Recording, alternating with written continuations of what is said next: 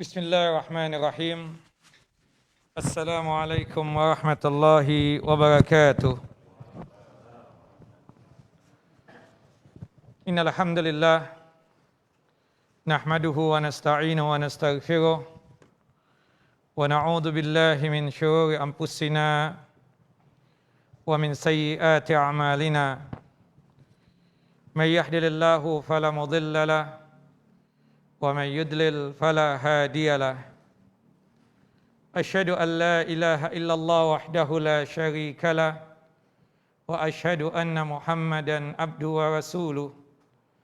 Wa laqad qala Allah ta'ala fi muhkami tanzil, ya ayyuhalladzina amanu taqullaha haqqa tuqatih wa la tamutunna illa wa antum muslimun.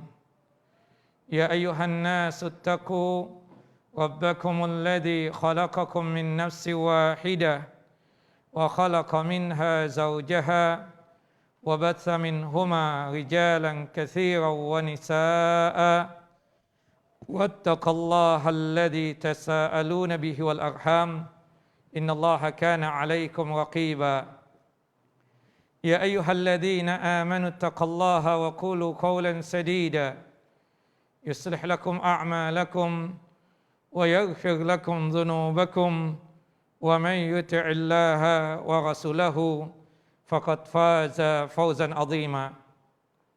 أما بعد فإن أصدق الحديث كتاب الله وخير الهدى هدى محمد صلى الله عليه وسلم وشر الأمور محدثاتها وكل محدثة بدعة وكل بدعة ضلالة وكل ضلالة في النار. Ikhwani wa akhawati fid din, a'azani wa a'azakumullah. Bapak dan Ibu Majelis Taklim Masjid An-Nur yang selalu dimuliakan dan selalu dijaga oleh Allahu Jalla Jalaluh. Alhamdulillah, pada kesempatan kali ini kita bisa berjumpa dan bersua di tempat yang mulia ini, fi baitin min buyutillah, di rumah Allah, di antara rumah-rumah Allah Jalla wa'ala yang ada di muka bumi ini, untuk tujuan ta'ammuk dan tafaqquh fid din, untuk tujuan memperdalam din Allah dan agama Allah Jalla wa'ala. Dan ini adalah satu kenikmatan yang sangat luar biasa yang kita dapatkan. Tidak semua muslimin, tidak semua muslimat mendapatkan nikmat sebagaimana yang kita dapatkan pada kesempatan kali ini. Doa kita dan harapan kita kepada Allah Jalla Jalaluh, semoga apa yang kita lakukan ini terhitung sebagai amal saleh kita dan terhitung sebagai mizan hasanat kita, timbangan amal kebajikan kita ketika kelak terjadinya pengadilan Allah Jalla wa'ala di padang mahsyar. Doa kita dan harapan kita kepada Allah Jalla wa'ala, semoga apa yang kita lakukan ini sebagai caranya Allah Jalla Jalaluh untuk menjatuhkan ridha dan rahmatnya atas kita semua, sehingga kita semua dimasukkan ke dalam jannah dan surganya tanpa ada hisab. Amin ya rabbal alamin. Salawat dan salam selalu tercurah kepada Nabi kita Muhammad sallallahu alaihi wasallam, Nabi yang telah menyampaikan amanah Allah, Nabi yang telah mengajarkan kepada kita tentang iman dan Islam, sehingga kita bisa merasakan manisnya keimanan dan lezatnya keislaman. Bapak, Ibu yang dimuliakan oleh Allahu Jalla wa'ala, insyaallah pada kesempatan ini dan seterusnya, yaitu di setiap Selasa pekan kedua dan juga pekan keempat atau genap, kita akan membahas kitab Al-Kabair. Al-Kabair ini jamak daripada kabirah. Kabirah itu artinya dosa besar. Maksud daripada kitab ini adalah kumpulan dosa-dosa besar. Ini kitab disusun oleh Al-Imam Al-Hafidh Abi Abdullah Muhammad bin Ahmad bin Utsman Az-Zahabi. Kita sering menyebutnya dengan sebutan Al-Hafidh Az-Zahabi atau Al-Imam Az-Zahabi. InsyaAllah nanti satu persatu kita akan bahas berkaitan tentang dosa-dosa besar yang ada di dalam kitab ini. Insya Allah pada malam hari ini kita akan membahas definisi atau ta'rif daripada al-kabirah tersebut. Sebagaimana yang dikatakan oleh Al-Imam Ibn Qayyim rahimahullah rahmatan wasi'ah di dalam kitab Madarijus Salikin pada jilid yang pertama halaman 315, kata beliau rahimahullah rahmatan wasi'ah, adz-dzunubu tanqasimu ila as-saghaira wal kaba'ira binassil Qur'ani wa sunnati wa ijma'is salafi wa bil i'tibar. Bahwasanya dosa itu terbagi menjadi dua. Ada dosa kecil dan ada dosa besar. Dan itu bersesuaian dengan nas Al-Quran dan sunnah Nabi SAW as-sahihah dan ijma'nya salafun as-salih atau para ulama. Ijma' itu artinya kesepakatan atau konsensusnya para ulama. Al-kabair itu jamak daripada kabirah. Kabirah kalau kita artikan itu adalah dosa besar. Sedangkan saghair itu jamak daripada saghirah yang artinya dosa kecil. Nah, secara umum yang disebut dengan al-kabirah atau dosa besar, hiya kullu ma'siyatin fiha haddun fid dunya, ya, segala maksiat yang di dalamnya ada had, ada hukuman di dunia, ada sanksi di dunia, itu dosa besar. Seperti kal qatli, seperti dosa membunuh. Itu hukumannya apa? Bunuh lagi. Ya, atau membayar diah, atau dimaafkan oleh pihak keluarga yang terbunuh. Nah, berarti dosa membunuh itu dosa apa? Dosa besar. Karena ada hukumannya di dunia ini. Waz-zina, seperti zina. Kita tahu kalau orang yang belum kawin, ya, belum terbangun rumah tangga di atas akad yang sahihah, di akad sahih, ya, ketika masih muda, pemuda-pemudi berzina, dia belum menikah, maka hukumannya apa? 100 kali cambukan. Atau kalau yang sudah menikah, hukumannya apa? Rajam.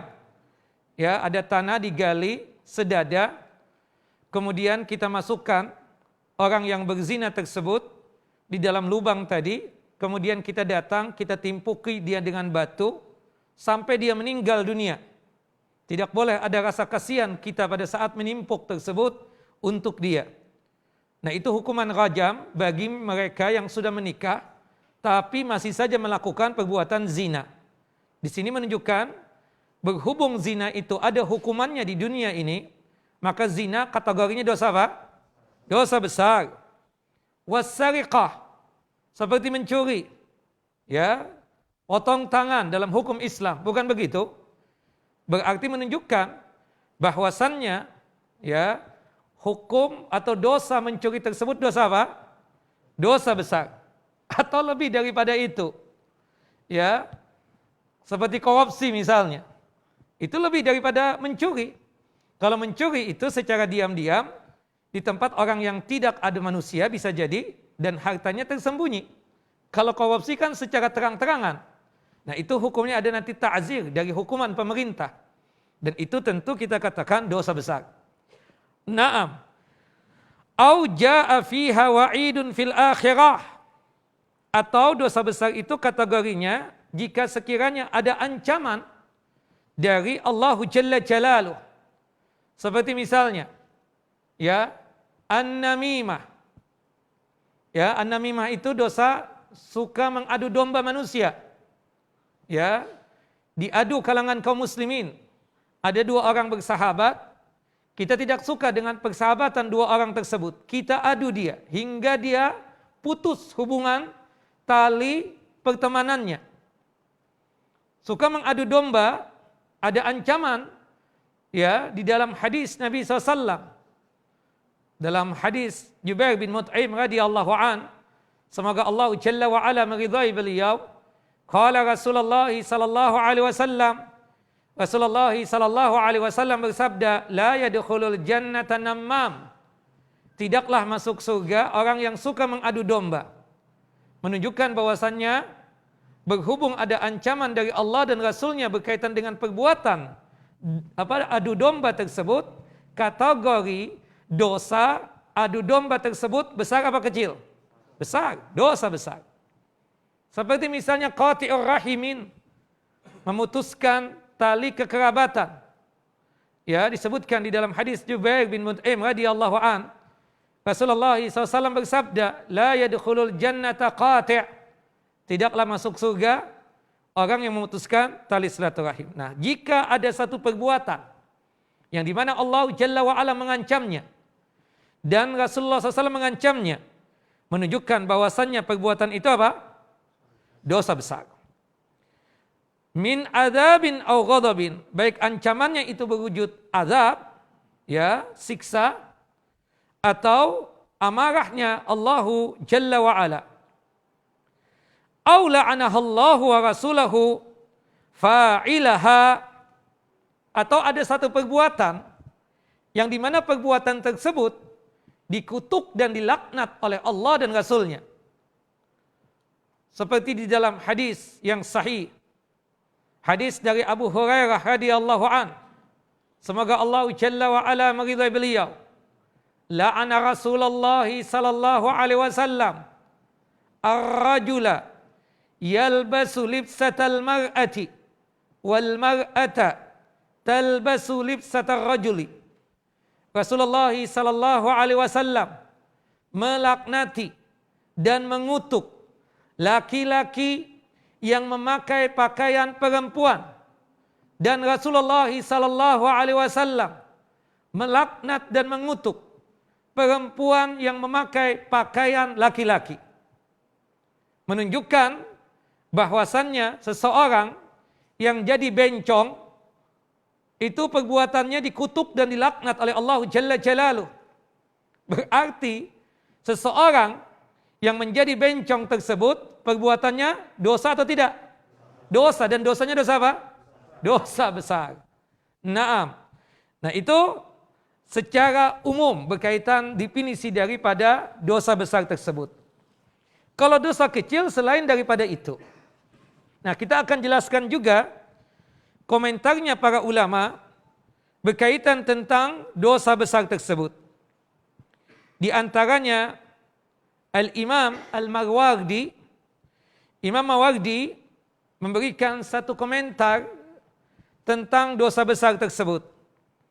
Kata beliau rahimahullah rahmatan wasi'ah, innal kabirata hiya allati tujabul haddu atau tujabul had, bahwasannya yang disebut dengan dosa besar itu adalah satu perbuatan dosa yang mendapatkan hukuman, yaitu di dunia ini. Ya, seperti mencuri, potong tangan, berzina, dicambuk, bahkan yang sudah menikah dirajam, dan seterusnya, menunjukkan bahwasannya itu apa? Dosa besar. Al-Hafidh Ibnu Hajar Asqalani rahimahullah rahmatan wasi'ah, ketika menjelaskan tentang dosa besar itu apa, kata beliau rahimahullah rahmatan wasi'ah, al-kabiratu ma yalhaqu al-wa'idu bisahibihi binassi kitabin aw sunnatin. Yang disebut dengan dosa besar adalah satu perbuatan yang diancam, ya, pelakunya secara nas Al-Quran dan secara nas sunnah Nabi SAW as-sahihah. Jadi jika sekiranya Allah Jalla wa'ala mengancam, ya, seperti perbuatan, ya, al-ihtiqar, menghina, kemudian ghibah, kemudian memberikan gelar atau laqab-laqab kepada saudara muslim, gelar yang tidak layak, ya, atau dengan istilah-istilah yang tidak layak, itu diancam oleh Allah Jalla wa'ala dalam Al-Quran. Termasuk juga para pendusta diancam oleh Allah Jalla Jalaluh. Menunjukkan bahwasannya itu perbuatan dosa apa? Dosa besar. Atau dalam hadis Nabi SAW, Ya, Rasulullah mengancam seperti disebutkan di dalam hadis Abdullah ibnu Umar bin Khattab radhiyallahu anhuma. Semoga Allah Jalla wa ala meridai beliau. Qala Rasulullah sallallahu alaihi wasallam. Rasulullah sallallahu alaihi wasallam bersabda, "Salasatun la yadkhulunal jannah." Ada 3 golongan yang di mana 3 golongan tersebut tidak masuk surga. Wala yukallimuhumullahu yaumal qiyamah. Dan ketiga golongan tersebut tidak diajak bicara oleh Allah Jalla Jalaluh. Wala yanzuru ilaihim. Dan ketiga golongan tersebut tidak dilihat oleh Allah Jalla Jalaluh. Dalam riwayat yang lain disebutkan wala yuzakkihim. Dan ketiga golongan tersebut tidak disucikan oleh Allah Jalla wa ala. Walahum adzabun alim. Dan dipastikan ketiga golongan tersebut mendapatkan azab yang pedih. Ketiga golongan tersebut, yang pertama al-aq liwalidayh, anak yang durhaka kepada kedua orang tuanya. Yang kedua wal mar'atul mutarajjilatu birijal, perempuan yang menyerupai laki-laki. Yang ketiga ad-dayyus. Dayyus sebagaimana disebutkan di dalam hadis yang sahih yang dikeluarkan oleh Imam Ahmad, alladzi yuqirru fi akhlil khabas, seorang pimpinan rumah tangga, entah suami atau ayah, yang membiarkan istri dan anaknya melakukan perbuatan maksiat. Nah, 3 golongan tadi durhaka kepada orang tua, perempuan yang menyerupai laki-laki, kemudian dayyus, itu tadi ancamannya apa? Tidak masuk surga, tidak diajak bicara oleh Allah Jalla wa ala nanti di hari kiamat, tidak dilihat oleh Allah Jalla Jalaluh, tidak disucikan oleh Allah Jalla Jalaluh, dan dipastikan mendapatkan azab yang pedih. Menunjukkan 3 perbuatan tadi dosa besar atau dosa kecil? Dosa besar. Jelas ya? Naam. Itu definisi yang dikatakan oleh Al-Hafidh Ibnu Hajar Al-Asqalani, Amirul Mukminin fi ilmil hadis. Naam. Ibnu Hajar itu punya kitab Fathul Bari, ya, syarah daripada kitab apa? Sahih Bukhari. Naam. Taib, kita lihat lagi. Ya, berkaitan tentang definisi dosa besar. Ya. Disebutkan oleh seorang alim yang bernama Ibnu Salah. Kata Ibnu Salah, yang disebut dengan dosa besar tersebut adalah laha amaratun minha ijabul haddi wa minha al-ibti'adu 'alaiha bil 'adzabi bin nari wa nahwiha fil kitabi awis sunnati wa minha wasfu sahibiha bil fisqi wa minha al-la'ni. Naam.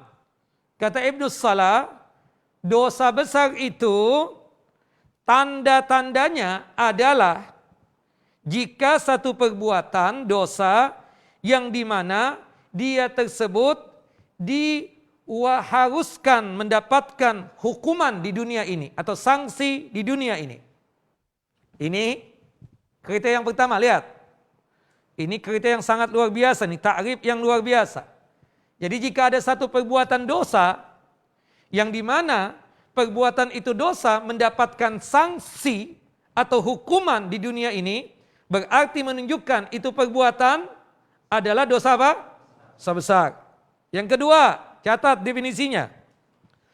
Al-ibti'ad 'alaiha bil 'adzabi bin nar wa nahwiha fil kitabi awis sunnah. Ya, al-i'adu wa minha al-i'adu 'alaiha bil 'adzabi bin nar wa nahwiha. Kemudian yang kedua, itu dosa ya diancam dengan ancaman azab ya atau siksa dengan siksa api neraka jika ada satu perbuatan mendapatkan ancaman ya dengan hukuman atau azab dengan siksa api neraka, menunjukkan bahwasannya itu perbuatan apa? Dosa besar. Ya banyak ya, contoh-contohnya itu. Ya, makan riba, ancamannya siksa api neraka. Berarti menunjukkan apa? Perbuatan riba itu dosa besar. Memakan harta anak yatim. Ya. Itu juga ancaman di dalam Al-Qur'an, dalam surah An-Nisa disebutkan. Orang yang memakan harta anak yatim secara zalim, maka sesungguhnya kata Allah yang mereka makan bukanlah harta tersebut, tapi apa? Bara api neraka. Ancaman kan? Termasuk tadi, ya, durhaka kepada kedua orang tua. Ancamannya apa? Siksa api neraka. Menunjukkan bahwasannya durhaka kepada kedua orang tua adalah perbuatan dosa besar. Baik itu diterangkan oleh Allah dalam Al-Quran atau diterangkan di dalam hadis Nabi SAW. Atau yang ketiga, kata Al-Imam Ibn Salah, ciri khas dosa besar tersebut, pelakunya dihukumi kefasikan. Fasik itu artinya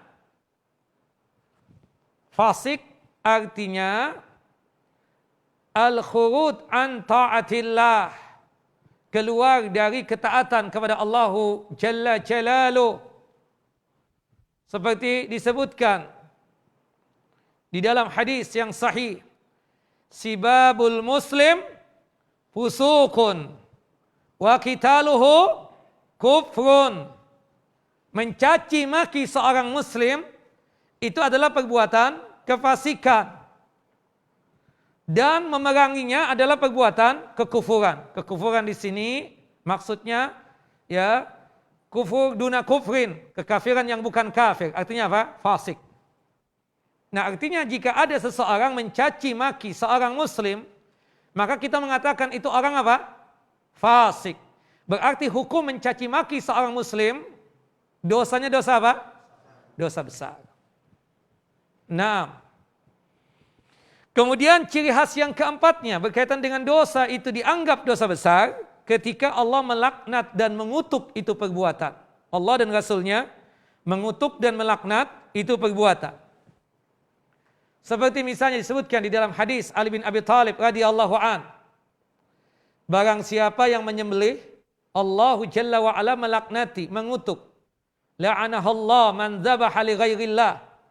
Allah melaknati orang yang menyembelih yang diperuntukkan sembelihan tersebut bukan untuk Allah. Artinya menyembelihnya bukan atas nama Allah Jalla Jalaluh.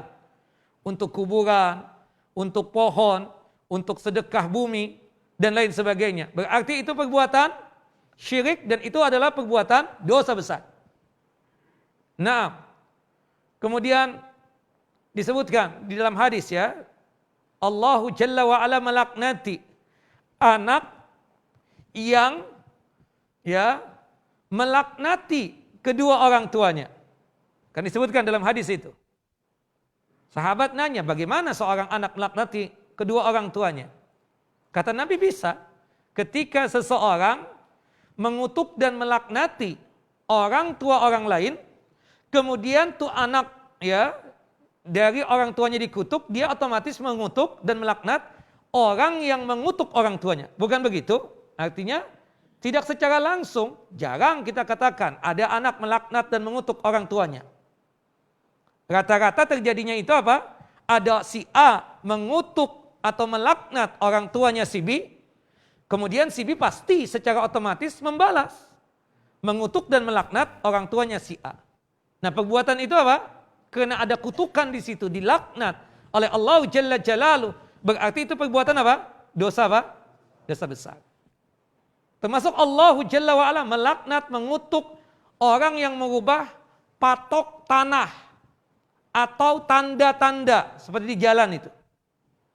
Dikutuk, dilaknat. Seharusnya Jakarta Timur di mana, Pak? Panahnya kan ke sana misalnya. Toto kita rubah. Itu dikutuk tuh orang yang melakukan perbuatan seperti itu. Berarti menunjukkan dosa apa? Dosa besar. Nah, kemudian termasuk juga dikutuk dan dilaknat oleh Allah Jalla wa'ala orang yang menyembunyikan orang jahat. Ya. Dia tidak mau menunjukkan ini orang-orang jahat. Ya, kejahatannya kemana-mana, tapi dia biarkan. Dia sembunyikan. Ada yang berkomentar, itu berkaitan tentang ya para ahlul bid'ah. Tuh orang nggak pernah cerita tentang kebid'ahan yang ada pada dia tersebut. Padahal dia tahu, itu orang adalah ahlul bid'ah. Nah itu dikutuk dan dilaknat oleh Allahu Jalla wa'ala. Nah ini definisi dari Ibnu Salah. Beliau tidak memberikan contoh-contoh, tapi beliau memberikan satu pedoman. Artinya jika ya satu perbuatan dosa ada hukuman di dunia ini, ada sanksi di dunia ini, berarti itu dosa apa? Dosa besar. Yang kedua, jika Allahu Jalla wa'ala menjanjikan hukuman di api neraka nanti, maka menunjukkan itu perbuatan apa? Dosa besar. Kemudian jika pelakunya disifati dengan kefasikan, menunjukkan bahwasannya itu perbuatan dosa besar. Termasuk jika pelakunya tersebut dilaknat dan dikutuk oleh Allah dan Rasulnya, berarti menunjukkan itu perbuatan apa? Dosa besar. Taib. Ya, untuk menambah pembendaharaan ta'rif dan definisi al-kabirah atau al-kabirah ini, ada satu ungkapan dari Al-Imam Al-Hasan Al-Basri. Beliau mengartikan kabirah atau dosa besar, kata beliau, kullu dhanbin nasabahu Allah Ta'ala ilan nari fahuwa kabiratun. Nah, ini gampang, masuk tadi apa yang dikatakan oleh Al-Imam Ibnu Salah, termasuk juga Al-Imam Ibnu Abdissalam, termasuk juga Al-Hafidh Ibnu Hajar Asqalani. Imam Al-Hasan Al-Basri singkat, kata beliau, segala dosa yang dimana itu dosa disandarkan oleh Allahu Jalla Jalaluh dengan siksa api neraka, maka menunjukkan itu perbuatan apa? Dosa besar. Ini gampangnya begitu. Dan banyak lagi komentar dari para ulama, di antaranya Syekh Islam Ibnu Taimiyah rahimahullah rahmatan wasi'ah juga mengungkapkan hal yang sama berkaitan tentang masalah itu. Ala kulli hal, gampang ya kita katakan ya, berkaitan tentang definisi daripada dosa besar tersebut. Kemudian kita masuk pada pembahasan tentang asma'un ukhra lil kabirah. Jadi kabirah itu punya sinonim, punya nama-nama.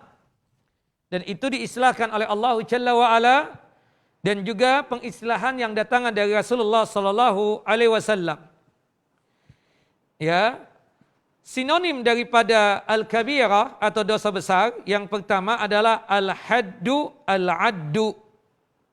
Al-haddu artinya apa? Hukuman, sanksi. Ya, al-addu juga begitu. Jadi istilah saja ini. Hudud jamaknya kan? Hukuman-hukuman. Jadi jika satu perbuatan dosa ada hadnya, ada hukumannya, berarti itu apa? Ya, dosa besar. Jadi orang paham, mengerti kalau seseorang bilang di antara kita ada hadnya tuh, berarti menunjukkan itu perbuatan apa? Dosa besar. Dan itu sinonim daripada al-kabirah. Ya, ini penamaan yang pertama, ya. Nama lain daripada al-kabirah, nama lain daripada dosa besar, al-haddu. Ada yang mengistilahkan dengan sebutan al-addu. Naam.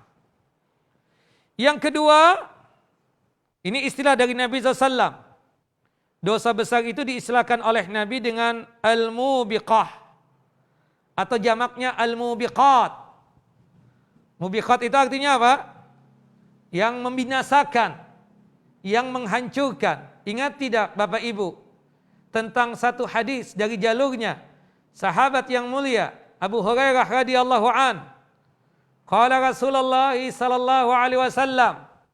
Rasulullah sallallahu alaihi wasallam bersabda, "Ijtanibu as-sab'a al-mubiqat." Jauhkanlah diri kalian dari 7 hal yang bisa menghancurkan dan membinasakan kalian. Maksudnya berkaitan dengan dosa besar. Disebutkan yang pertama asyirku, menyekutukan Allah. Yang kedua as-sihru, melakukan perbuatan sihir. Nanti insya Allah ada dalam kitab kita ini. Ya. Itu cuma istilah saja. Jadi istilah yang kedua sinonimnya selain al-haddu, al-addu, yang keduanya apa? Sinonimnya al-mubiqah atau al-mubiqat. Yang ketiga, sinonim daripada al-kabirah, dosa besar, adalah al-fahishah. Pernah dengar istilah ini? Fahishah itu artinya kekejian. Naam. Subhanallah, disebutkan di dalam Al-Quranul Karim, Allah Jalla wa Ala menyatakan, alladzina yajtanibuna kaba'iral ismi wal fawahisha illal lamam. Mereka orang-orang yang suka menjauhkan diri dari dosa-dosa besar, wal fawahisha, itu adalah penguat dari sebelumnya, yaitu al-kabair.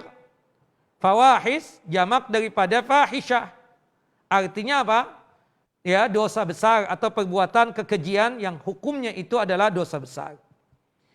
Nah, ini istilah yang ketiga. Jadi istilah al-kabirah itu bisa diistilahkan dengan sebutan al-addu atau al-haddu, bisa juga diistilahkan dengan istilah al-mubiqah atau mubiqat, atau istilah yang lainnya al-fahisyah. Naam. Kemudian kita masuk pada pembahasan tentang kaifiyatu ma'rifati al-kabair. Bagaimana caranya kita mengetahui ini perbuatan dianggap sebagai perbuatan dosa besar. Kalau antum merujuk kepada istilah dan definisi serta ta'rif dari Syekh Ibnu Abdissalam, kemudian dari Ibnu Salah tadi, itu sangat jelas.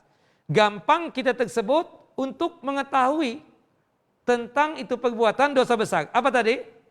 Sebutkan 5 saja. Ya, ada hukuman di dunia. Yang kedua, diancam dengan siksa api neraka. Yang ketiga, ya, disifati dia tersebut apa?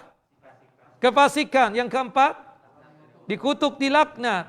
Atau bisa jadi Allah Jalla wa'ala menyebut secara langsung bahwasanya itu perbuatan adalah dosa besar. Atau Rasulullah SAW menyebutkan bahwasanya itu adalah dosa besar.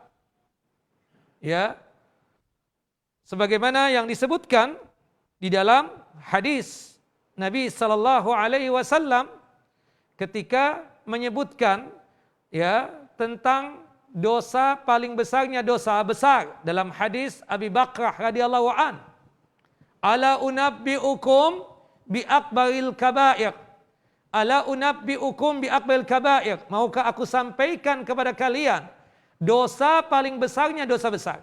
Sampai 3 kali Rasulullah SAW berucap. Para sahabat menjawab, bala ya Rasulullah. Pastinya kami ingin tahu apa itu dosa paling besarnya dosa besar. Kemudian Rasulullah menjawab, yang pertama al-isyraku billah, menyekutukan Allah Jalla wa'ala. Dosa paling besarnya dosa besar. Yang kedua uququl walidain, durhaka kepada kedua orang tua. Nah, jadi gampang ya.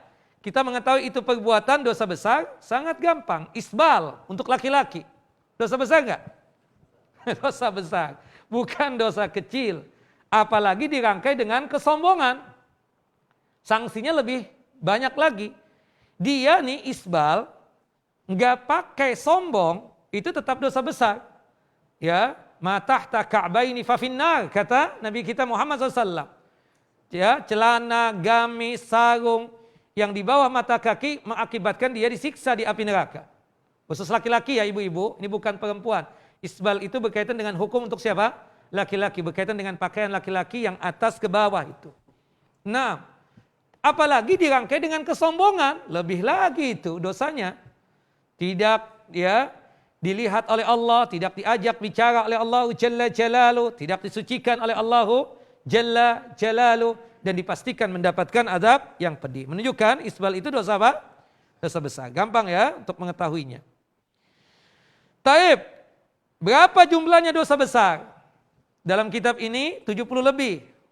Secara khusus 76. Sebenarnya lebih. Tidak ada batasannya. Dalam hadis Abu Hurairah SAW menyebutkan 7. Tapi 7 itu bukan membatasi Nabi SAW. Lebih daripada itu.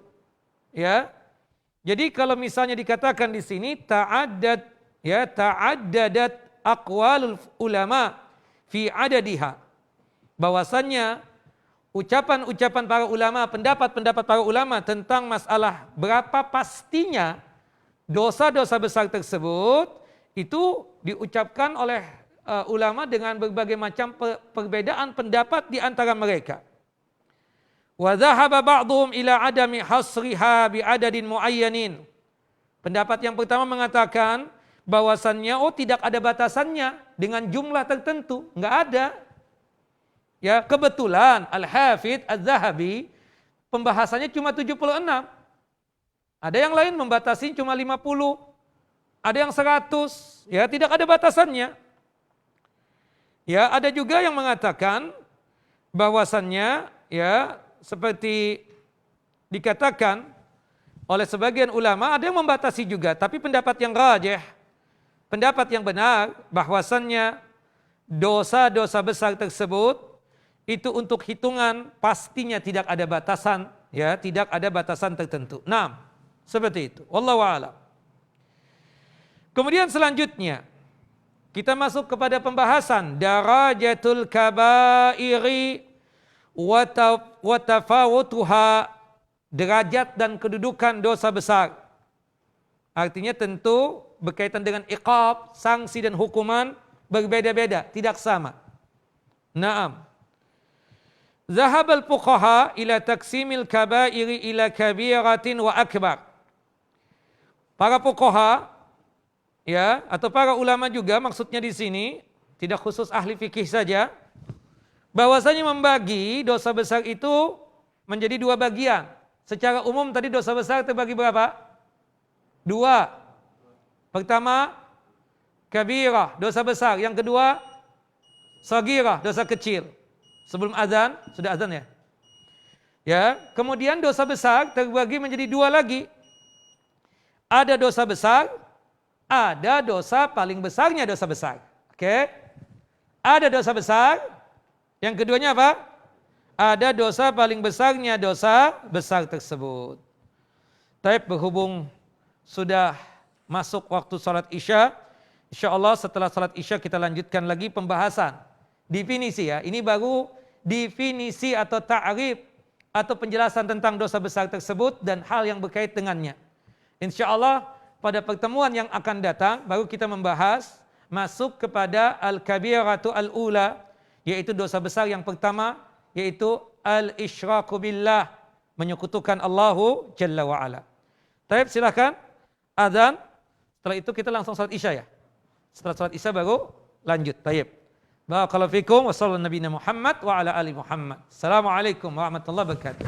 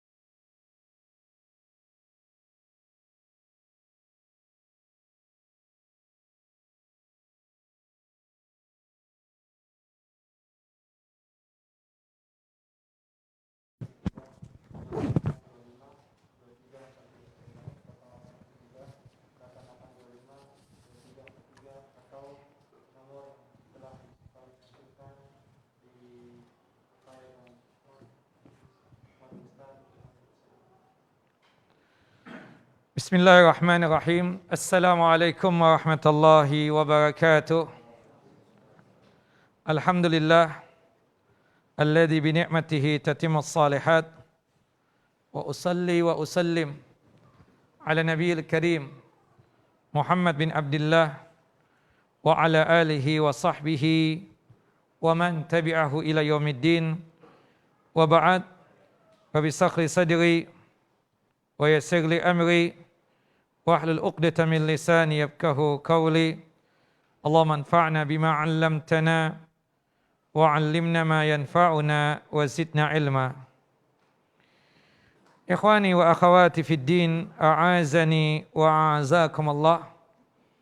Bapak dan Ibu yang dimuliakan oleh Allahu Jalla wa Ala, melanjutkan kajian kita berkaitan tentang definisi daripada al-kabair atau al-kabira, definisi daripada dosa besar.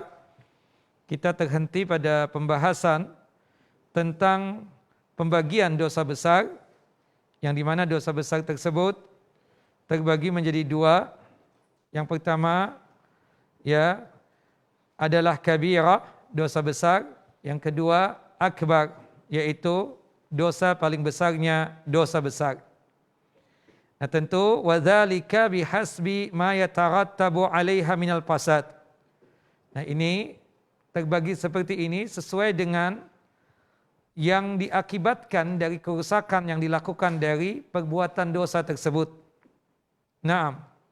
Sebagaimana yang disebutkan di dalam hadis yang kita bacakan tadi itu, hadis dari Abi Bakrah radhiyallahu an, Rasulullah sallallahu alaihi wasallam menyatakan, ala unabbi'ukum bi akbaril kabair. Maukah aku sampaikan kepada kalian dosa paling besarnya dosa besar.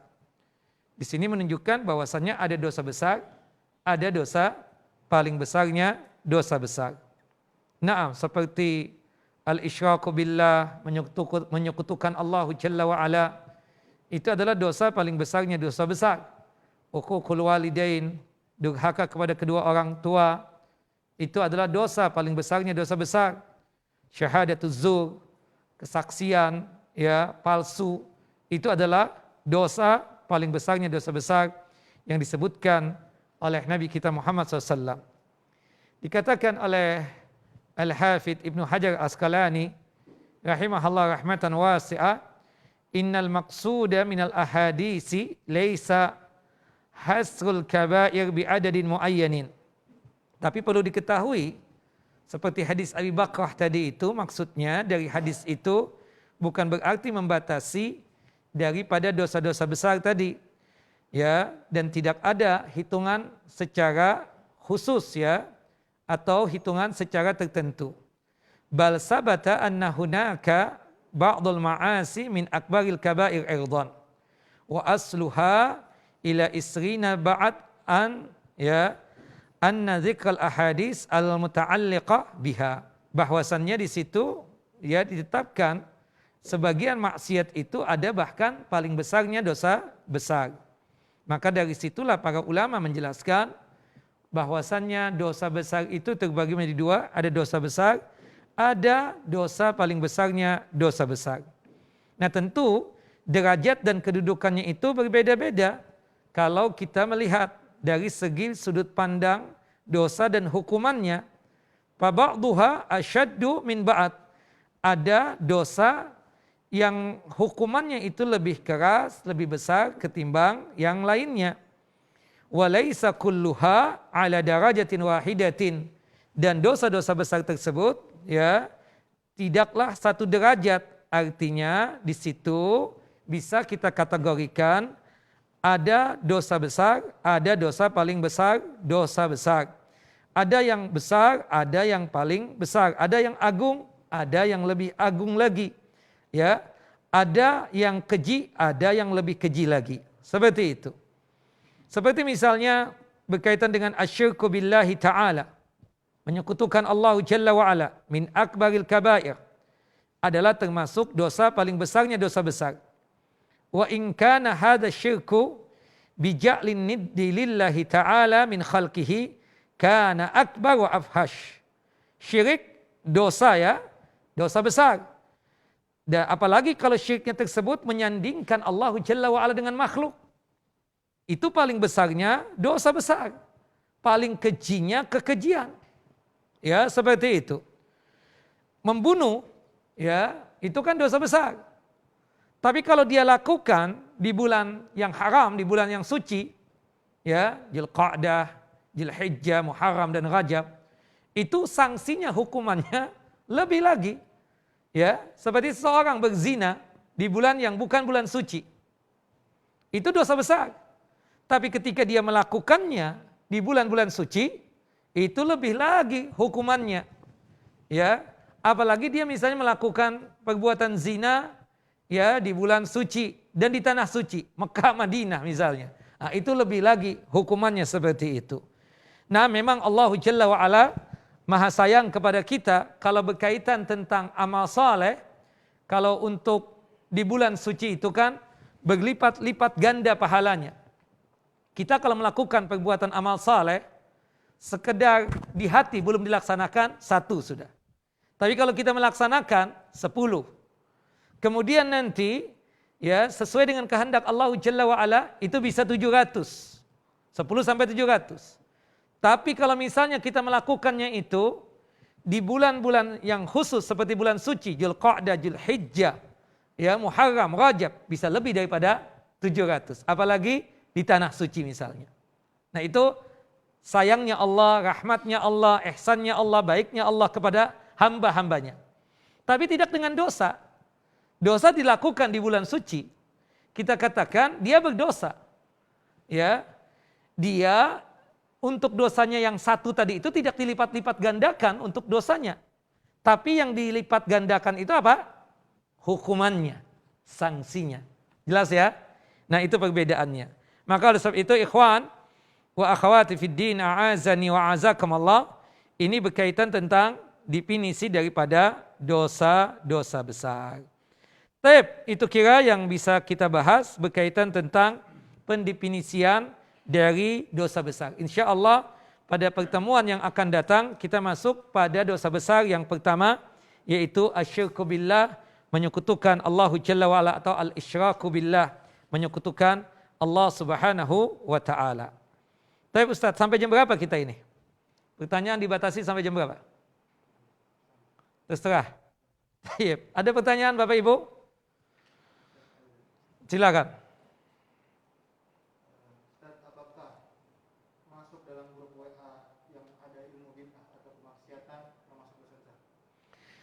Begini, di grup, di majmu'ah, di kumpulan apapun, jika sekiranya di situ ada kebaikannya, di grup itu ada yang memerintahkan kebaikan, mengajak kita untuk bersedekah, atau misalnya ya mencegah kita dari perbuatan kemungkaran, monggo silakan masuk ke grup tersebut. Tapi ketika di grup tersebut ya tidak ada di dalamnya kebaikan, bahkan kita masuk ke dalam grup tersebut malah ujung-ujungnya dosa, maka pastikan kita keluar dari grup tersebut. Nah, termasuk tadi adminnya siapa dulu, kita ingin tahu nih. Kemudian admin bikin peraturan, tolong ya yang posting itu cuma admin, ya, yang anggota tidak boleh untuk memposting, karena dikhawatirkan hal yang diposting itu hal-hal yang bertentangan secara hukum syariat, termasuk ya yang diposting itu berkaitan dengan perkara bid'ah. Nah, di sini kita lihat, makanya oleh sebab itu tidak semua grup kita bisa masuk, ya kan? Kalau kehadiran kita di situ tidak ada manfaatnya dan kita tidak bisa mendapatkan manfaat dari grup tersebut, maka lebih bagus kita keluar. Tapi kalau sekiranya antum tahu nih di grup tersebut, grup keluarga misalnya, masih gado-gado, ya, ada yang sudah paham terhadap sunnah, tapi ada juga di antara mereka yang tidak mengerti, termasuk masih mengamalkan perbuatan bid'ah.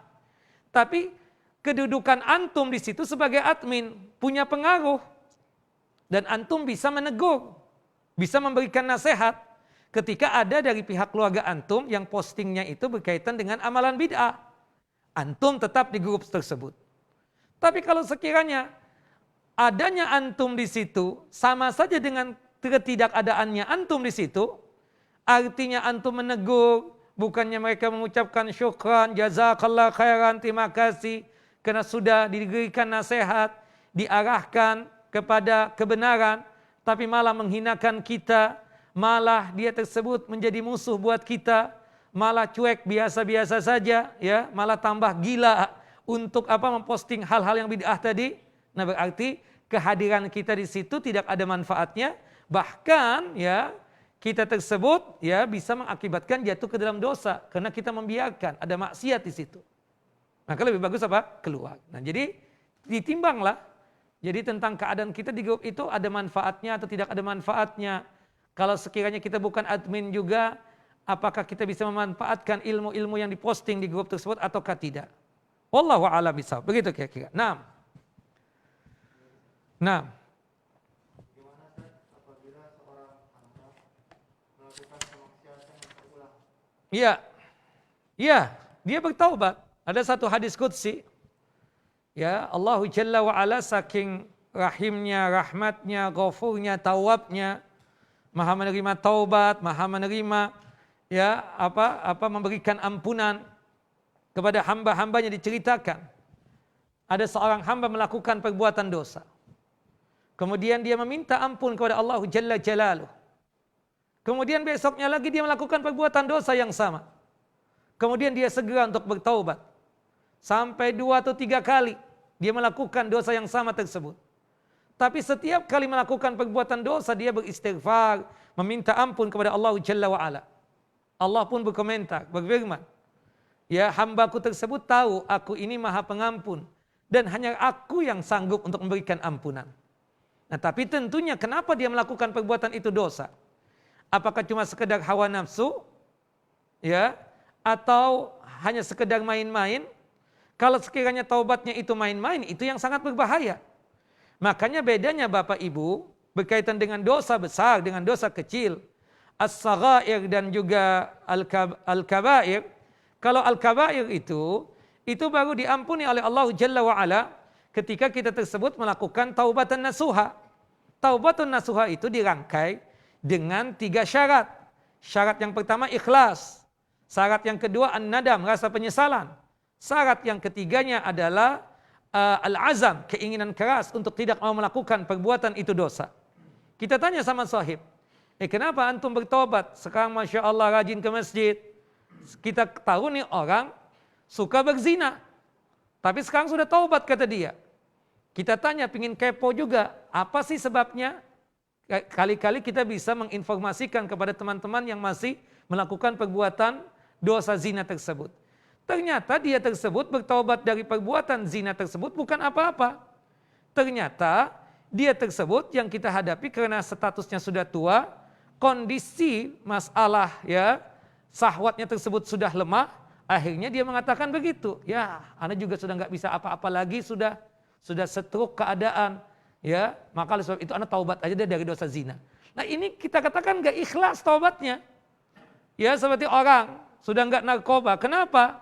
Ternyata nggak bisa beli uang, nggak bisa beli narkoba karena nggak ada uang lagi, bangkrut dia. Ya daripada deh Ustadz, ya taubat aja deh sudah nggak bisa beli juga. Nah ini kita katakan taubatnya bukan ikhlas. Kemudian juga al-azam, punya keinginan keras untuk bertaubat itu. Jangan taubat sambal, ya jangan taubat sambal. Hari ini nggak makan sambal, besok makan lagi. Nah ini kita katakan taubat sambal. Hati-hati yang demikian, Allah Maha tahu tentang apa yang kita niatkan dalam hati kita pada saat kita bertaubat tersebut. Kemudian yang ketiga ini yang paling penting, an-nadam, rasa penyesalan. Kenapa sampai melakukan perbuatan itu dosa besar. Nah kalau saghair, dosa-dosa kecil, itu bisa terampunkan dengan kita melaksanakan amal soleh. Seperti wudu, sholat, bersedekah, dan lain sebagainya. Tapi jangan remehkan kata Nabi SAW, berkaitan tentang dosa-dosa kecil tersebut. Karena kalau dosa kecil terus-menerus dia lakukan, maka itu akan menjadi apa? Dosa besar.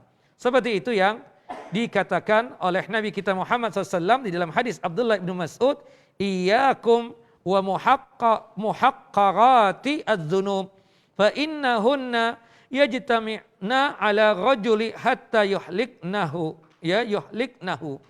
Hati-hati kalian terhadap dosa yang kalian remehkan. Maksudnya dosa-dosa kecil. Sesungguhnya dosa kecil itu kalau berkumpul pada seseorang, itu bisa saja membinasakan dan menghancurkannya. Wallahu a'lam bishawab. Nah, begitu. Ada yang lain?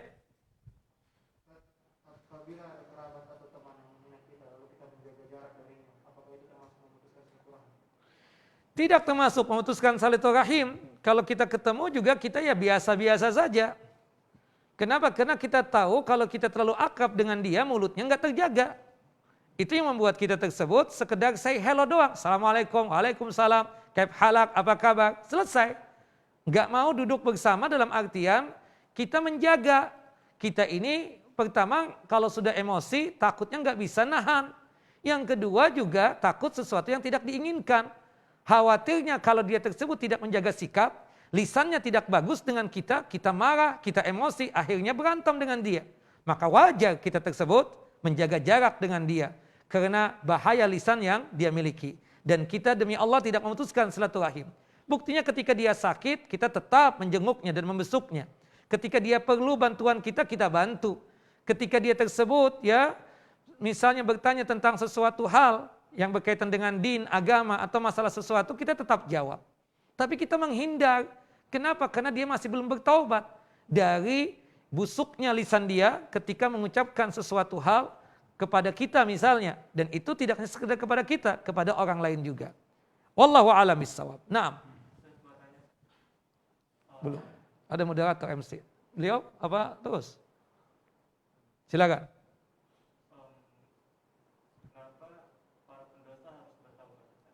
Para pendosa harus bertaubat karena di dalam syariat ini kita katakan kita punya kewajiban taat kepada Allah Jalla Jalaluh. Dan Allah Jalla wa'ala memerintahkan kepada kita untuk melakukan apa? Amal saleh supaya apa?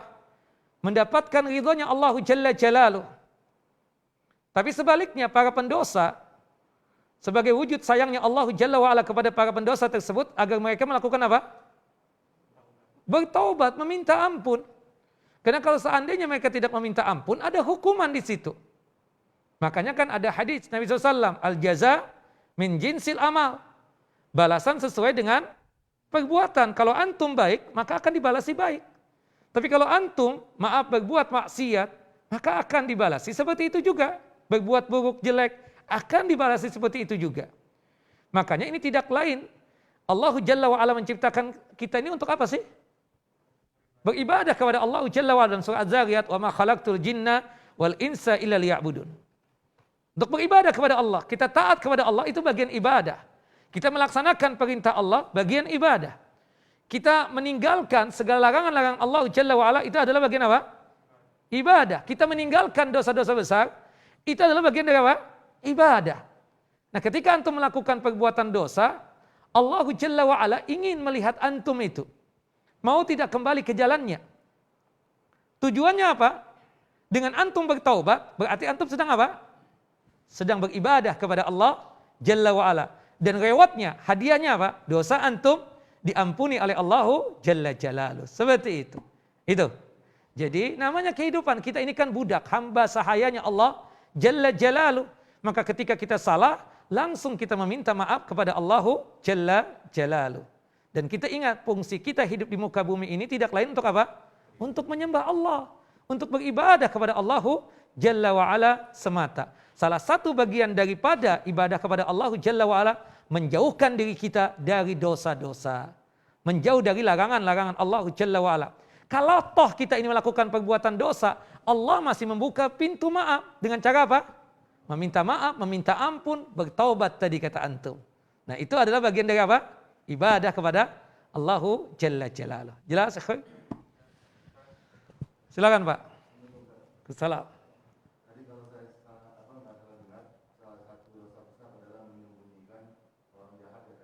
Iya. Oke, itu kadar jahatnya sampai di mana? Misalnya apakah Ya. dia membunuh atau dia cuma janji ingkar atau hutang? Enggak, jahatnya itu kata sebagian ulama berkaitan dengan masalah perbuatan bid'ah yang dilakukan oleh dia. Misalnya Bapak tahu nih Ustadz Syiah. Bapak hadir di masjid ini. Dari pihak pengurus masih memanggil dia. Bapak diam, biarin dia daripada ribut kita. Nah, Bapak sama dengan hukumnya apa? Menyembunyikan kejelekan yang ada pada dia tersebut. Menyembunyikan itu bukan berarti menyembunyikan dikurung di rumah Bapak, enggak. Menyembunyikan di sini maksudnya menutupi apa yang ada pada dia. Termasuk ghibah yang dibolehkan adalah ketika kita membicarakan aibnya seseorang yang dimana kita khawatir akan kejahatannya dia. Misalnya Bapak punya teman, dia tanya sama antum, Pak, anak ini diajakin kongsi Pak, sama fulan, katanya kenal sama antum. Menurut antum gimana? Dia orang baik enggak nih? Antum tahu dia pernah menipu antum. Antum enggak boleh tutupi, iya kan? Karena dia jahat ini. Nah disitulah kalau antum tutupi, berarti antum tersebut terkena kutukan Allah Jalla wa'ala. Antum ngomong, Ustaz, jangan Ustaz. Ya, oh jangan. Anak udah ngerti. Anak pingin penegasan, kenapa? Ustaz, sama anak dulu pernah masalah. Duit anak 5M belum dikembalikan sama dia. Anak khawatir inti juga takut seperti itu. Nah itu kita katakan apa? Ghibah yang dibolehkan. Kalau antum diam, si Ustadz mas kongsi juga, akhirnya terjadi sesuatu yang tidak diinginkan. Antum berarti menyembunyikan ya orang jahat tadi itu. Itu dalam hadis Ali bin Abi Thalib radhiyallahu an. Termasuk tadi orang-orang yang ya maaf yang melakukan perbuatan bid'ah seperti Syiah, Khawarij dan seterusnya. Kita bilang, Ustaz, antum siapa nih Ustaz sini? Oh itu jangan ya. Khawarij itu ISIS. Tapi Ustaz penampilannya sama kayak sunnah. Iya, tapi otaknya beda dengan kita. Ya, manhajnya, akidahnya berbeda. Dia suka mengkafirkan orang, suka menghalalkan darah orang. Itulah sifat Khawarij. Nah kita, kalau anak diam dosa, padahal anak tahu. Terlepas nanti itu Ustadz tetap memakai ataupun sudah tidak dipakai, itu urusan beliau deh. Yang jelas anak sudah apa? Menyampaikan. Kalau anak diam, berarti anak termasuk kategori menyembunyikan kejahatan orang tersebut yang bisa berbahaya kejahatannya kepada umat ini. Wallahu a'lam. Begitu kira-kira Pak. Ada yang lain? Nah, silakan. Apakah yang mati dalam berbuat dosa besar? Iya. Selama dia tersebut meninggal dalam kondisi muslim, dia meninggal karena narkoba misalnya. Ya muslim nih, ada tetangga menghabarkan kepada antum, Ustaz, ini ada tetangga kita meninggal. Tapi maaf nih Ustaz, dia muslim sih, cuma meninggalnya kesian. Kemudian dia menginfokan, kenapa meninggalnya? Oh narkoba Ustaz. Boleh nggak dibawa ke masjid ini? Kata antum bawa. Kita solatkan, kita urusi, kita mandikan, kita kapankan, kita solatkan, kita kuburkan di pemakaman muslim. Karena Rasulullah mengatakan apa? Sallu man qala la ilaha illallah. Salatkan orang yang masih mengucapkan la ilaha illallah, masih muslim. Iya kan? Tapi dia waktu itu memilih itu Ustaz. Iya, hatta itu. Kan ada ramai waktu itu beberapa tahun yang lalu 2017 itu. Ada tokoh, ya, dia memilih seseorang yang kafir, kemudian meninggal. Masjid nggak mau terima, nggak boleh itu. Dia kan muslim, maka tetap apa? Disolatkan jenazahnya seperti itu. Jelas ya? Ya, mau zina, mau minum khamar, pelacur sekalipun, selama dia muslimah, ya kita solatkan, kita urusi jenazahnya seperti itu. Wallahu a'lamu bishawab. Jelas? Syiriknya kan gini. Kita syirik itu, apakah dia tahu tentang itu yang dia lakukan syirik ataukah tidak? Maka ketika kita tidak tahu itu menghukumi secara apa? Secara umum. Ya, kita nggak tahu nih perbuatan dia gimana. Ya, ada info tapi kabar burung, cuma rumor, tapi kepastiannya kita nggak pernah lihat.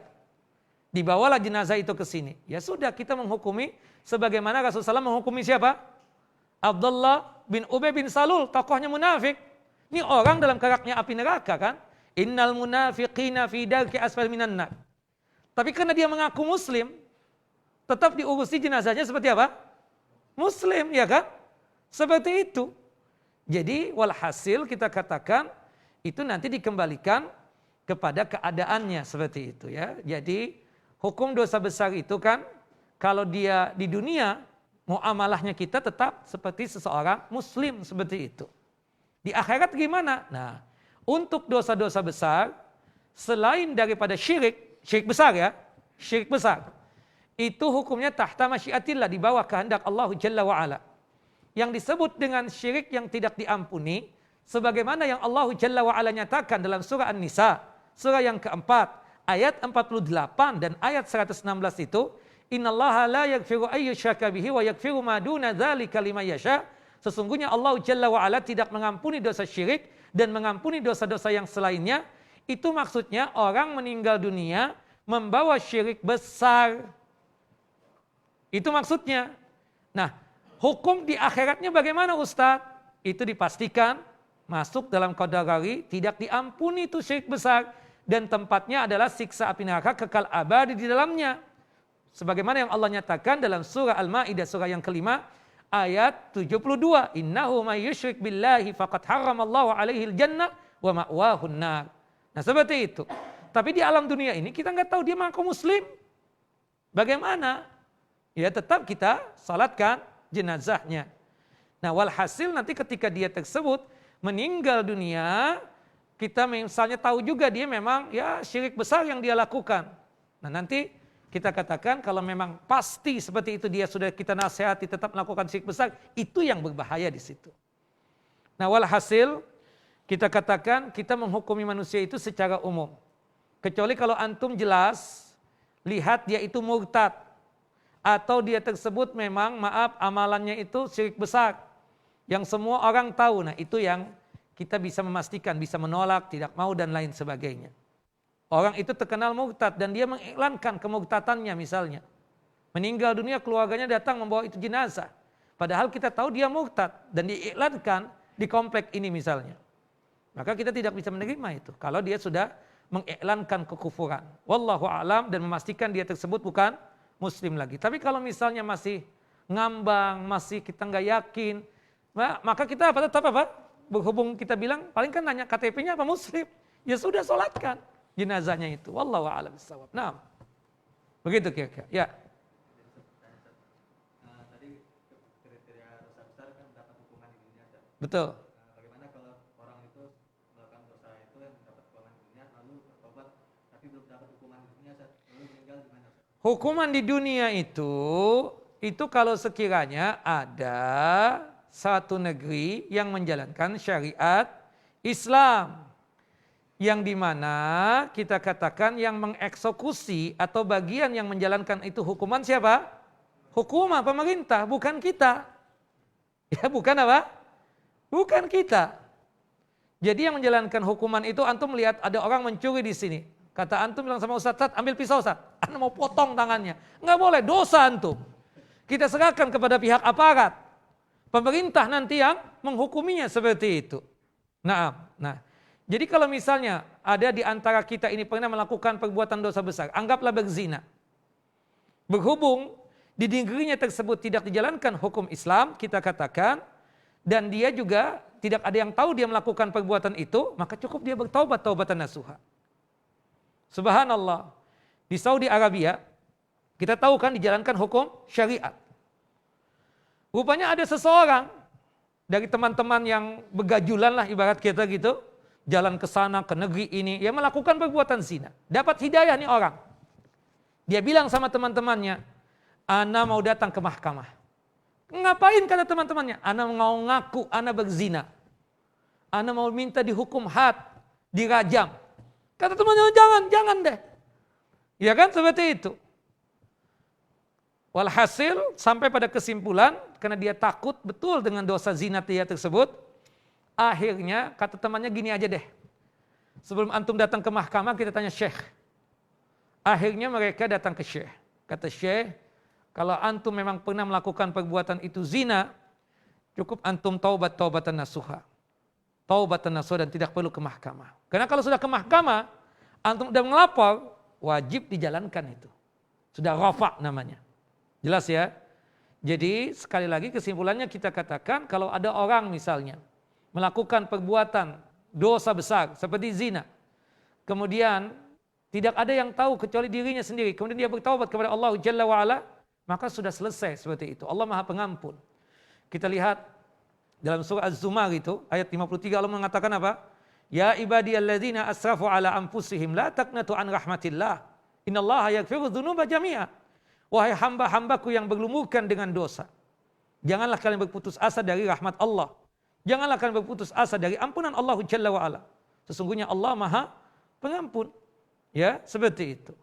Maka sebab itu, insya Allah kalau kita sudah meminta ampun, maka ya Allah Jalla wa'ala akan menerima ampunan permohonan kita ampun dan menerima taubat kita, dan insya Allah biiznillah kondisi kita di akhirat akan aman. Seperti itu. Jelas ya? Jadi jangan kita katakan bahwasannya ini belum dihukum ini, gimana? Apakah diampuni? Ya kita minta ampun kepada Allah Jalla Jalaluh. Adapun yang dieksekusi oleh Rasulullah SAW, itu tidak lain mereka tersebut memang pingin minta ketulusan, pingin dia takut banget. Berhubung sudah ngomong, maka mau nggak mau harus diputuskan. Ingat nggak kasusnya siapa? Malik bin Ma'is itu. Naam. Subhanallah. Ma'is bin Malik ya. Dia melakukan perbuatan zina dengan seorang perempuan di daerah pedalaman. Karena takut yang sangat luar biasa, dia datang di majlis Rasulullah SAW, ya Rasulullah tolong hukum aku ya Rasulullah, rajam aku ya Rasulullah. Rasulullah nggak langsung menerima ucapan dia, dia tanya sama keluarganya, nih Ma'is bin Malik, fihi junun, lagi pikiran lagi nggak enak, lagi gila nih. Oh enggak, dia sehat walafiat. Ditanya apakah dia begini-begini. Sampai pada akhirnya apa? Karena dia ingin memaksakan diri untuk supaya dihukumi, akhirnya apa? Dihukumi oleh Nabi SAW. Taubat-taubatan nasuha. Ya. Dan ada dua orang dari kaumnya itu bercerita. Ma'is ketika memasukkan punyanya dia ke punyanya perempuan tersebut, itu Ma'is ya berteriak seperti apa? Seperti kambing yang ngembek. Dengar oleh Nabi SAW omongan dua orang ini. Tahu nggak kalian berdua? Ma'is bin Malik yataqallabuna ala syajaratil jannah. Ma'is bin Malik sedang berbolak-balik masuk pohon-pohonnya surga. Salah seorang sahabat Nabi yang dikabarkan masuk surga siapa? Ma'is bin Malik ini. Karena ya artinya sudah taubat-taubatan nasuha. Kalau sekiranya Ma'is bin Malik diam saja, tidak melapor seperti itu, apakah dihukumi? Tentu tidak. Hukuman itu ada kalau sudah apa? Rafa, sudah ada dilaporkan ke mahkamah seperti itu. Jelas? Wallahu alam. Makanya seperti kasus zina itu saksinya apa? 4. Dan itu nggak hanya sekedar CCTV, nggak berlaku nih CCTV. Tidak hanya sekedar antum melihat berempat tuh ada perempuan sama misalnya laki-laki masuk ke kamar hotel. Nggak seperti itu. Lihatnya apa? Ketemunya kubul dengan kubul. Ketemunya khitan dengan khitan. Makanya di zaman Umar bin Khattab kan pernah terjadi seperti itu. 4 orang saksi. Orang yang pertama ditanya oleh Umar, yakin nggak engkau melihat itu ke itu? Yakin, kata dia. Yang kedua juga begitu. Yang ketiga juga begitu. Yang keempat bilang, anak ragu. Kata Umar, 4-empatnya dihukumi. Cambuk 80 kali cambukan. Dan tidak diterima kesaksiannya. Selama-lamanya. Nah itu untuk apa seperti itu Syekh? Untuk menjaga kehormatan seorang muslim. Nah rata-rata yang terjadi hukuman rajam tadi, atau berkaitan dengan dihukum cambuk dan seterusnya itu berkaitan dengan zina, karena dia mengaku. Ya, kayak perempuan misalnya mengaku itu, atau ada tanda hamilnya. Kalau Ma'is bin Malik mengaku. Seperti itu. Jadi cukup antum taubatan nasuha. Selesai sudah seperti itu. Jelas? Cukup ya? Wassallallahu nabiyana Muhammad wa ala ali Muhammad kama sallaita ala Ibrahim wa ala ali Ibrahim innaka Hamidun Majid. Allahumma barik ala Muhammad wa ala ali Muhammad kama barakta ala Ibrahim wa ala ali Ibrahim innaka Hamidun Majid. Subhanakallahumma wa bihamdika asyhadu an la ilaha illa anta astaghfiruka wa atubu ilaik. Assalamualaikum warahmatullahi wabarakatuh.